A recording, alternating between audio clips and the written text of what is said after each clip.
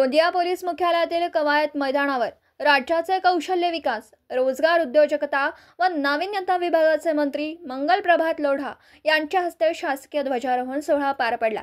यावेळी मंत्री महोदयांनी शासकीय योजनांची माहिती देत 79व्या स्वातंत्र्य दिनाच्या शुभेच्छा दिल्या।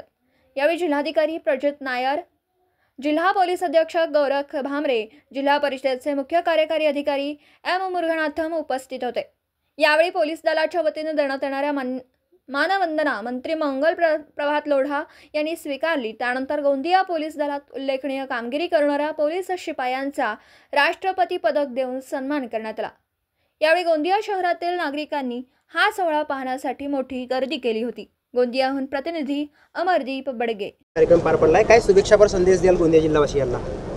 देशामध्ये पंतप्रधान माननीय नरेंद्रभाई मोदीच्या नेतृत्वामध्ये देश जे पुढे जात आहे, आता आत्मनिर्भर भारत, प्रगतिशील भारत, युवकाचे भारत, महिलांचे भारत, किसानाचे भारत, मजदूराचे भारत, हा सर्व स्वप्न साकार होत आहे। आणि महाराष्ट्रामध्ये आमचे लाडले मुख्यमंत्री माननीय श्री देवेंद्रजी फडणवीस यांनी जे विकासाची एक झडप लावली आहे, सर्व ठिकाणी विकासाचे काम आणि त्याशिवाय लोकांचे हिताचे काम, ते सर्व एकत्र होऊन असा स्वर्णिम काल आम्ही कधी बघितला नाही जे यावर्षी आहे। आम्ही एकत्र होऊन त्यांचे दोघांचे जे विजन आहे त्याच्या महाराष्ट्राचं निर्माण करू अशी सर्वांना मी या आजच्या दिवशी शुभेच्छा देतो। शिवाजी महाराजांपासून प्रेरणा घेऊन भारतीय स्वातंत्र्य लढ्यात भारतीय ब्रिटिश सत्तेविरुद्ध अविरत संघर्ष करून या थोर विभूतीने देशाला स्वतंत्र बनवून देण्यासाठी पुढाकार घेतला, यांना मी वंदन करतो। महाराष्ट्रात माहिती सरकारचे मार्गदर्शनाखाली प्रगती आणि विकासाच्या नव्या आकांक्षाची पाया बनली झाली आहे। जनहिताचे निर्णय घेऊन सर्वसामान्य जनता, शेतकरी, समाजाच्या सर्व घटकांच्या विकासासाठी राज्य शासन कार्य करीत आहे। अनेक लोकहिताचे निर्णय घेऊन माहिती सरकारने सर्वसामान्य नागरिकांच्या विकासाला गती प्रदान करून दिली। समुद्री महामार्गाचा विस्तार, गोंदिया गडचिरोली पर्यंत करण्याचा महत्त्वपूर्ण निर्णय माहिती सरकारने घेतला आहे। यामुळे गोंदिया सरकारच्या आदिवासी बहुल नक्षल प्रभावित जिल्ह्याचा गतीने विकास होणार आहे।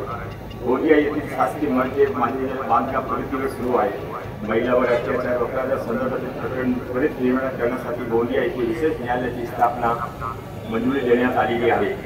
गोंदिया जिल्हा धान उत्पादक जिल्हा म्हणून प्रसिद्ध आहे। शासकीय आधारभूत किंमत धान्य खरेदी योजनामध्ये खरीप पडली हंगामात 2024-25 मध्ये विक्रमी 24,67,000 क्विंटल धानाची खरेदी करण्यात आली असून त्याची आधारभूत किंमत 567 कोटी रुपये शेतकऱ्यांना अदा करण्यात आली आहे। तसेच खरीप हंगामात 2024-25 मध्ये शासनाकडून नोंदणीकृत शेतकऱ्यांना बोनस मंजूर करण्यात आलेला असून 90,000 शेतकऱ्यांना 180 कोटी 61 लाख रुपये बोनस अदा करण्यात आलेला आहे। प्रधानमंत्री माननीय नरेंद्रभाई ने सुरू केलेली प्रधानमंत्री किसान सम्मान योजनाचे 20,20वा हप्ता माननीय प्रधानमंत्री के हस्ते 2 अगस्त 2025 रोजी जिल्ह्यातील 2,20,000 पात्र शेतकऱ्यांना वितरित करण्यात आला आहे। शेतकऱ्यांना आर्थिक उन्नती भर पाडावी यासाठी जागतिक बँक अर्थसहाय्यता नानाजी देशमुख कृषी संजीवनी प्रकल्प टप्पा 2 करिता जिल्ह्यातील 293 गावांची निवड करण्यात आली असून ही योजना शेतकऱ्यांसाठी वरदान ठरणार आहे। दिवसभरातील घडामोडींचा आढावा घेण्यासाठी पाहत रहा N24 मराठी न्यूज चॅनल।